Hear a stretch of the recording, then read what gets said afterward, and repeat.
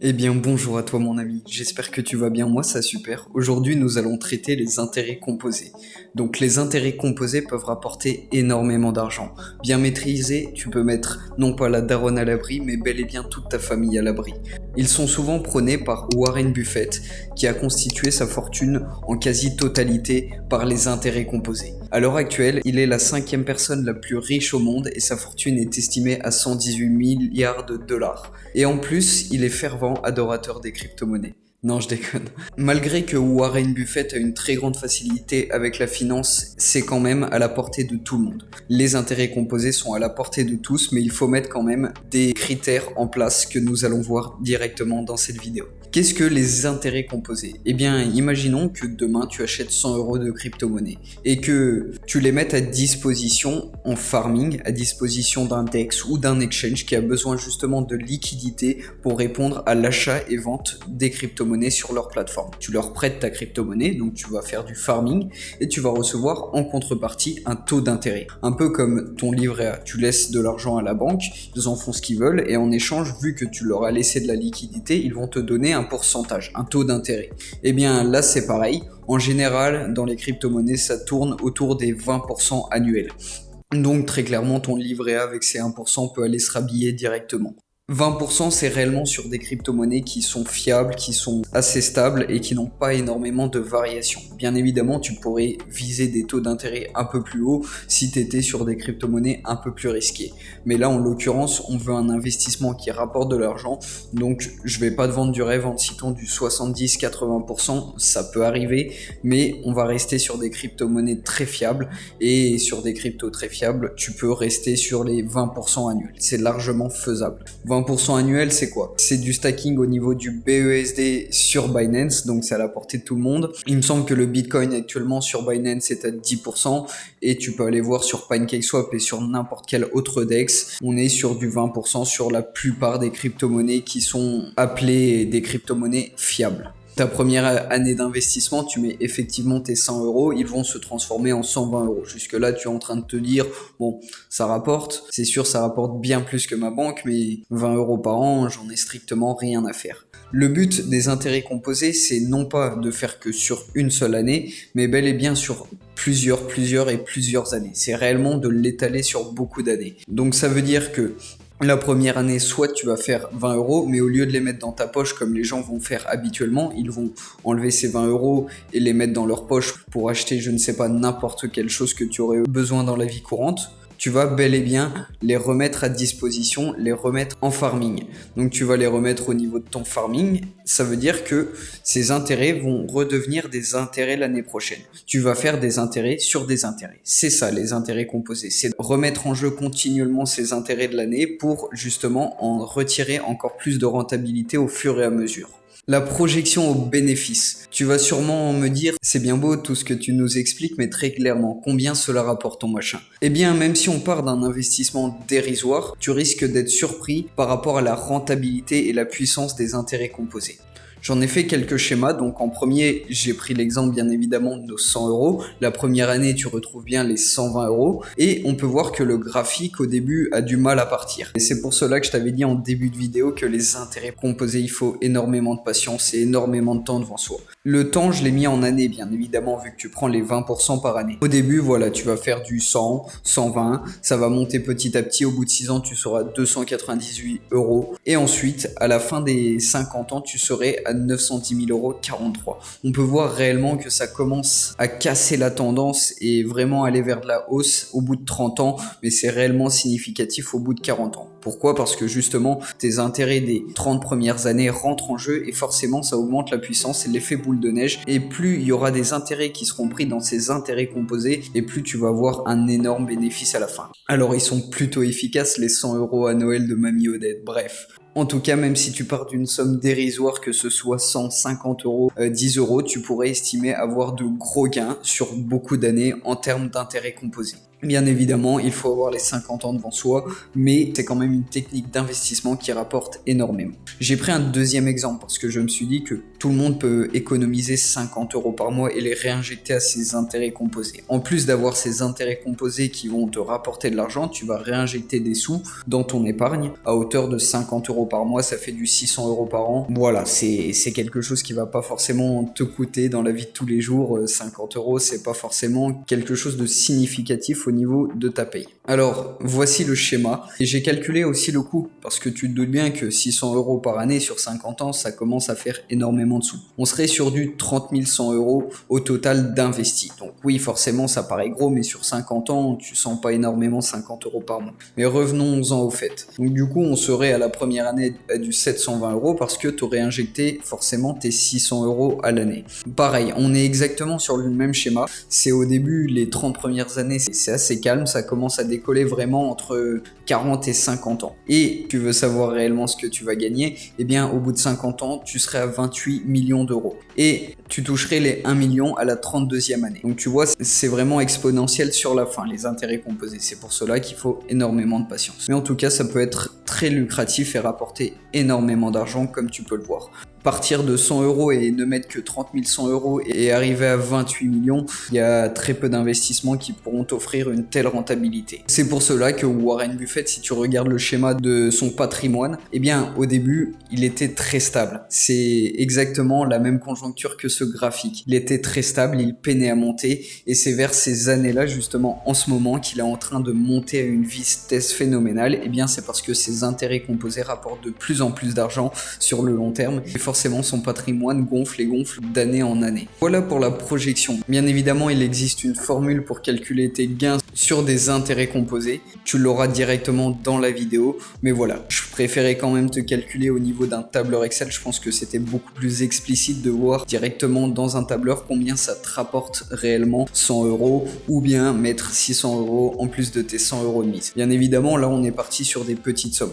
100 €, c'est pas grand chose. Je pense que tout le monde peut mettre un peu plus, mais c'est l'idée de te montrer combien ça rapporte réellement ces intérêts composés sur de la durée. Ça peut être pour n'importe quelle épargne. On est d'accord que ça peut être, je ne sais pas, tu ouvres un compte pour un enfant qui est né, 18 ans, ça fait largement du bénéfice sur des intérêts composés. Bon, pas autant que 50 années, c'est sûr. Ça serait te mentir te dire que tu aurais le même bénéfice que le laisser pendant 50 années. Mais vu que c'est exponentiel, ça t'évite réellement de mettre des sommes astronomiques pour avoir des faibles rentabilités. Là, même avec des petites sommes, tu pourrais arriver à une grosse rentabilité sur de nombreuses années.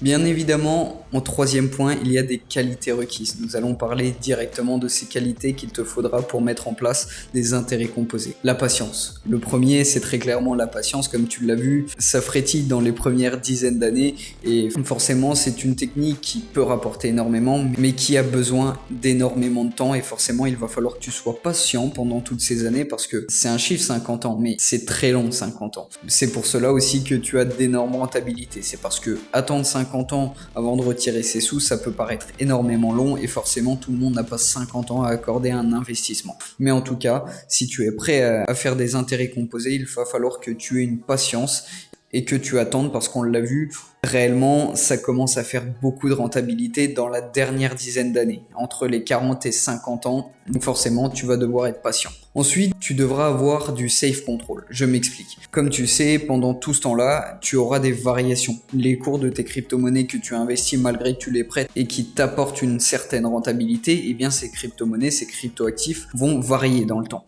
Il y a des moments où les marchés respirent. Que ce soit de la bourse, des crypto-monnaies, tu auras tout le temps des moments où le marché respire. Tu ne peux pas être sur une ligne droite constamment, sinon tout le monde serait gagnant sur la bourse et sur la crypto-monnaie et ça n'aurait aucun intérêt. Il faut qu'il y ait des perdants pour qu'il y ait des gagnants. Donc c'est pour cela aussi que le marché respire et c'est pour cela aussi que c'est beaucoup plus compliqué d'investir de l'argent et de faire du bénéfice. Mais en tout cas, voilà, tu vas devoir avoir un certain safe control. Tu auras choisi bien évidemment tes crypto-monnaies judicieusement et du coup, tu ne devras pas avoir d'hésitation d'excitation ou de peur au moment où le marché respire. Il faut te dire que ça fait partie du parcours et forcément tes cryptoactifs vont respirer, il va y avoir pas mal de bear market pendant 50 ans, c'est évident, et du coup va pas falloir que tu t'en soucies trop. Par exemple, imaginons qu'il y ait une autre pandémie, peu importe, il peut y avoir tellement d'aléas qui rentrent en jeu qui font hésiter les marchés, et du coup dans ces moments-là, il faut vraiment que tu gardes ton safe control et que tu te dises moi c'est pour de la durée et j'ai pas forcément à hésiter quand ça baisse. Dans mes calculs auparavant, je n'ai pas pris en compte ton bénéfice que tu pourrais faire avec tes cryptoactifs, car oui, tu as ta rentabilité annuelle, mais tu as bel et bien une rentabilité au niveau de tes cryptoactifs ou de tes actions en bourse qui prennent de la valeur, si tu les as bien choisis bien évidemment, et du coup tu as ces deux rentabilités qui vont s'imbriquer dans tes intérêts composés, ça va te faire énormément plus d'argent à la fin. Mais pourquoi je ne les ai pas pris en compte? Parce que je ne peux pas estimer à combien tes cryptoactifs vont monter, à combien tes actions vont monter, voilà, c'est quelque chose qui n'est pas prédéfini. Mais en tout cas, si tu les as bien choisis, tu risques de faire probablement de la valeur ajoutée avec tes actions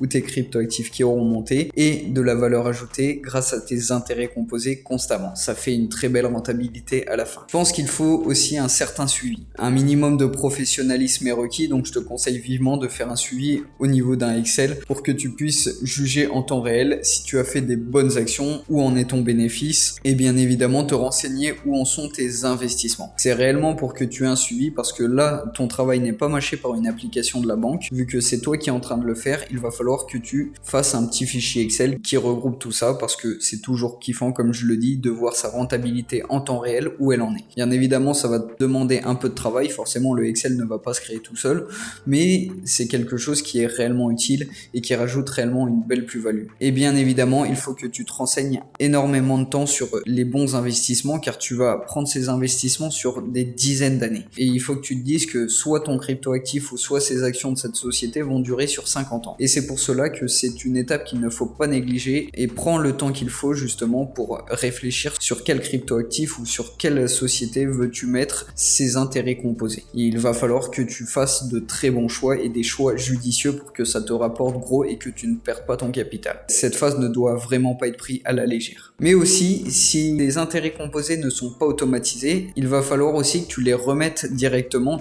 Alors bien évidemment, dans le prochain point, je te parlerai de comment savoir si c'est automatisé ou non, parce que oui, il existe des intérêts composés automatisés, on le traitera tout à l'heure, mais en tout cas, si ce n'est pas le cas, il faudra bien évidemment que tu remettes tes intérêts pour que ça se fructifie et que ça devienne des intérêts composés. Parce que si tu ne remets pas en jeu tes intérêts, cela ne s'appelle plus des intérêts composés, tu n'auras pas les mêmes gains. Et en dernier conseil, je pense qu'on peut mettre en avant la diversification. Je dis toujours qu'il ne faut pas mettre tous les œufs dans le même panier. Pourquoi? Parce que dans ta vie d'investisseur, tu auras forcément des cryptoactifs ou des actions qui vont baisser. Et on va dire que ton but, ce n'est pas de perdre de l'argent. Donc il va falloir forcément que certaines rattrapent. Et si tu n'as pas diversifié, eh bien, il n'y aura rien pour rattraper ta perte d'un côté. Il n'y aura seulement que ta perte et rien ne sera mis en place pour rattraper tes pertes. Donc c'est pour cela qu'une diversification, de une, pour rattraper tes pertes si tu as des pertes. Deux, c'est réellement aussi parce que tu ne peux pas être sûr à 100% qu'un cryptoactif va monter constamment. C'est réellement dans le but de te protéger, alors il va falloir aussi en intérêt composé diversifier et ne pas tout mettre au niveau d'un cryptoactif, au niveau de son intérêt composé. En quatrième point, je voulais traiter la différence entre un APR et un APY. C'est deux termes que tu vas énormément rencontrer lors de ton farming crypto-monnaie, lors de ton stacking et bien évidemment lors de la création de tes intérêts composés. L'APR, c'est ton taux d'intérêt par an sans la prise en compte des intérêts composés. Donc c'est ton taux d'intérêt qu'on va te donner tous les ans, mais dans le calcul de l'APR, il n'y a pas les intérêts composés qui sont remis. Et ça calculera justement ton taux d'intérêt possible à l'année. L'APR, c'est plus destiné à quelqu'un qui ne souhaite pas réinjecter ses intérêts tous les ans et qui veut, je ne sais pas, les mettre sur un autre actif ou bel et bien les mettre dans sa poche pour justement pallier à toutes les dépenses de la vie courante. Alors si c'est ton cas, l'APR est fait pour toi. L'APY, c'est aussi le taux d'intérêt par an, mais là, il prend en compte les intérêts qui sont composés. Ça veut dire que il met dans son calcul de ton taux les intérêts composés qui seront remis chaque année. Alors l'APY est forcément plus haut qu'un APR, parce que les intérêts composés, comme tu l'as vu, c'est extrêmement puissant quand tu rajoutes les intérêts au fur et à mesure. Et du coup, c'est pour cela que tu verras, dès qu'il y a la dénomination APY, il y aura forcément un taux plus avantageux. L'intérêt d'un APY, c'est qu'en général, c'est fait automatiquement au niveau des intérêts composés qui sont remis. Tes intérêts sont remis automatiquement tous les ans. Et en plus de ça, ça t'évite de payer des frais. Parce que si tu l'avais fait manuellement, eh bien, tu paierais des frais de transaction à chaque fois que tu voudrais réinjecter dans ton pool de liquidité au niveau de ton stacking ou de ton farming. Ça t'évite réellement de payer des frais tous les ans. Et forcément, ta rentabilité sera accrue car tu n'auras pas à payer des transactions constamment. Et en plus de ça, c'est un gain de temps et c'est un gain d'argent et je pense que pour moi, je préfère largement l'APY.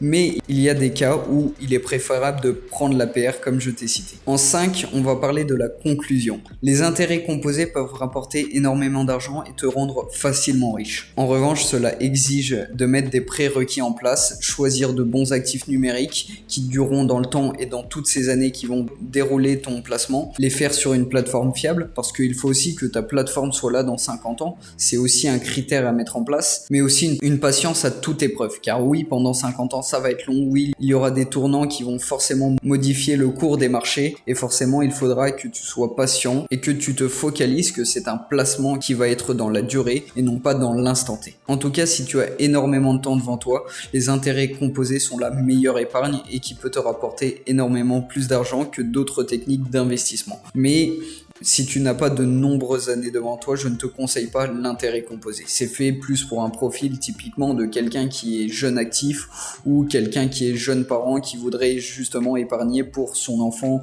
pour ses études, pour des choses comme ça. C'est une technique d'investissement qui peut rapporter gros, mais à condition d'avoir du temps devant soi. Et si tu n'as pas forcément le temps devant toi, il y a d'autres techniques d'investissement qui pourraient être ton profil. En tout cas, voilà. J'espère que je t'aurai renseigné sur tous les détails au niveau des intérêts composés et que tu auras compris comment cela fonctionne. N'hésite pas à m'en faire part au niveau des commentaires si tu as des questionnements et à liker si la vidéo t'a plu et je te dis à la prochaine pour une prochaine vidéo.